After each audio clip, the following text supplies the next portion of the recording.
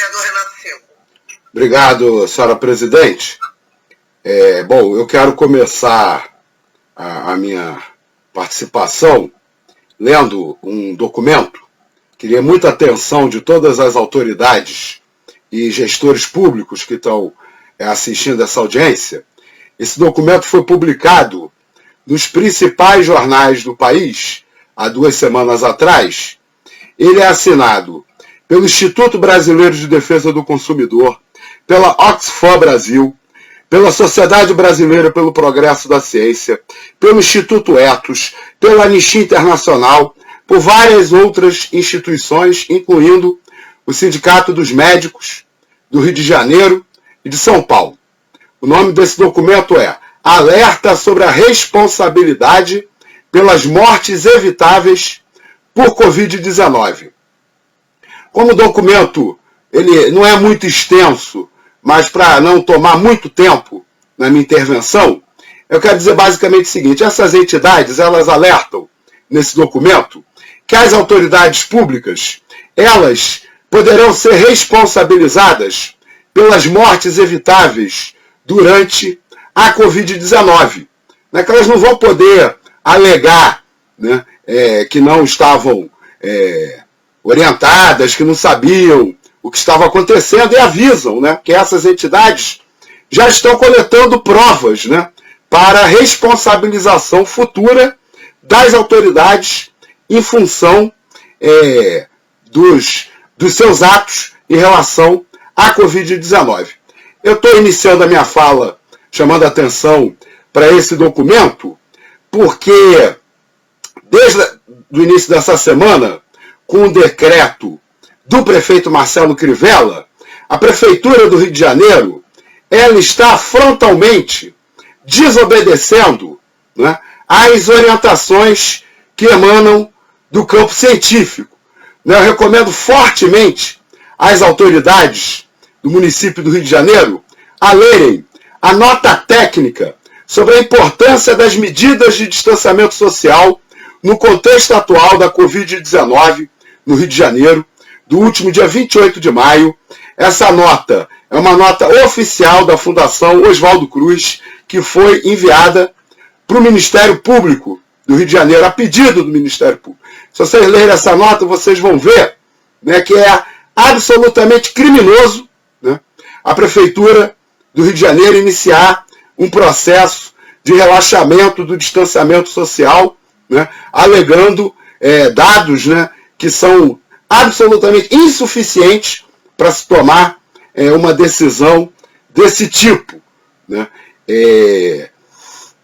Inclusive, também recomendo que sejam lidos, né, os materiais produzidos, né, pela UFRJ, né, tem uma página, coronavírus.ufrj.br, o UFRJ no combate ao coronavírus, né, que fica muito claro, né, que os atos da Prefeitura no Rio de Janeiro, a partir dessa semana, elas extrapolam totalmente, né, o que o prefeito poderia estar fazendo. O prefeito alega, e me preocupa muito a fala da secretária, dizendo que vai reabrir as escolas, remetendo a esse suposto conselho científico que o prefeito diz existir na cidade. Né? É muito importante que fique claro para a sociedade que esse conselho científico, ele é um conselho, né, formado basicamente, né, por gestores municipais da saúde com cargos comissionados que dependem, né,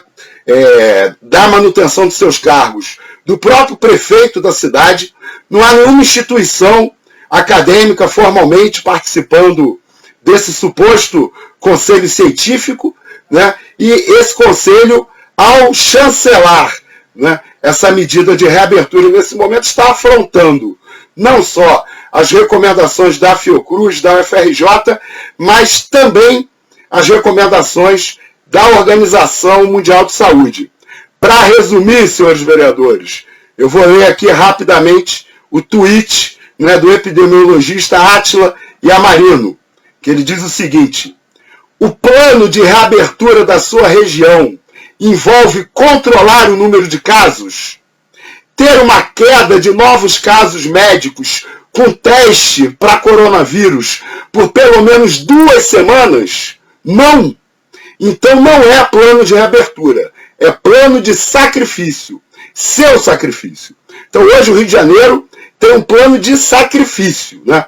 E eu quero mais uma vez recomendar às autoridades, né, que leiam as notas técnicas, leiam os documentos técnicos, consultem as suas consciências, né? E se as suas consciências não os levarem, não for o suficiente, né, para que vocês levem em consideração as orientações científicas para tomar as suas decisões, eu recomendo fortemente que consultem os seus advogados, né? Recomendo às autoridades, aos gestores públicos do município do Rio de Janeiro que não assinem nenhuma decisão a respeito da Covid-19 sem fazer uma consulta jurídica. E não a procuradoria do município, advogados de sua confiança, que vão orientar vocês sobre as responsabilidades que vocês podem ter que responder, né, por conta de mortes evitáveis provocadas por suas ações, né? E aí, evidentemente, a Secretaria de Educação tem forte responsabilidade, porque reabrir, né, a educação antes da hora é um desastre de saúde pública, né? E evidentemente haverá cobrança, haverá luta por justiça e verdade depois dessa pandemia, né? Bom, eu queria perguntar à secretária mais diretamente o seguinte: a senhora alegou que não há condições, né, de atender mais crianças na questão da merenda, por conta do orçamento do município. Mas a minha assessoria me informa, né, que até maio era previsto o empenho de 151 milhões para merenda escolar, mas foram empenhados até agora só 37,7 milhões, ou seja, 25% do total previsto, né? Então, com esses dados aqui, parece que a prefeitura está fazendo só 25% do que podia estar fazendo, podia estar investindo mais 75% de recursos, né, para a merenda escolar. E é importante salientar, né, todos os vereadores estão sendo procurados por estudantes ou por comunidades denunciando a fome entre os estudantes do nosso município. Eu não vou citar a escola para não expor nenhum estudante, mas essa semana mesmo um dos meus assessores esteve envolvido na arrecadação de cesta básica para ajudar a alimentar um grupo de estudantes da escola, né, que os filhos dele frequentam, e não é numa região pobre da cidade. É uma escola municipal que atende uma clientela, em tese, né, com mais recursos, né?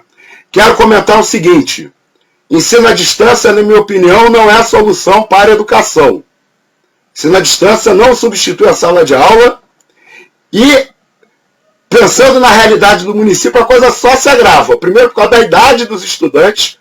Quanto mais novo, mais difícil de se realizar o ensino à distância com qualidade, como em função dos problemas de acesso. E, gente, não adianta a prefeitura, tem um monte de estudante no Rio de Janeiro, que a prefeitura pode dar um computador, pode dar, entendeu, o pacote mais veloz de internet, mas ela não vai conseguir dar um cômodo para aquele estudante conseguir sentar na casa dele, né, e usar o computador e o pacote de internet, né, conseguindo se concentrar, tendo que se concentrar muito mais, né, tendo que exercitar muito mais a sua capacidade de concentração do que se tivesse em sala de aula. Eu acho que nós temos que pensar muito seriamente. Esse problema da pandemia vai atingir as nossas escolas por 2, 3, talvez 4 anos, né, e a gente precisa discutir no orçamento, não vou me alongar nisso, né, para conversar aqui, porque já foi falado, e precisa discutir no orçamento as adaptações que vão ter que ser feitas nas nossas escolas durante muito tempo. Vão ter que ser observadas regras especiais de segurança, né? Eu lamento muito que a gente esteja chegando a essa situação aqui no Rio de Janeiro. Eu lamento muito que eu tenha que falar palavras tão duras, mas para aqueles que duvidam da capacidade da justiça brasileira, né, de punir os responsáveis por essa política de genocídio, esse crime contra a humanidade, que agora está contando com a cumplicidade da Prefeitura do Rio de Janeiro, lembrem-se, né, de toda a luta por verdade e justiça, né, que os familiares dos mortos, das vítimas da ditadura militar, tanto tempo depois até hoje se empenham nessa luta, né, e percebam que o número de mortes dessa pandemia já é muito maior do que o número de mortos pela ditadura militar. E ela está crescendo. Reabrir uma cidade quando, né, a curva de crescimento da pandemia ainda é ascendente, quando a reabertura deveria acontecer somente, né, quando a curva estivesse descendente há pelo menos 15 dias, é um crime gravíssimo, né? E também um crime que provavelmente entrará na jurisprudência do Tribunal Penal Internacional, do qual o Brasil é signatário. Então, se a Justiça Nacional não punir o prefeito Marcelo Crivella pelo crime que ele está cometendo nesse momento, né, a luta por justiça e verdade também poderá ser levada aos tribunais internacionais.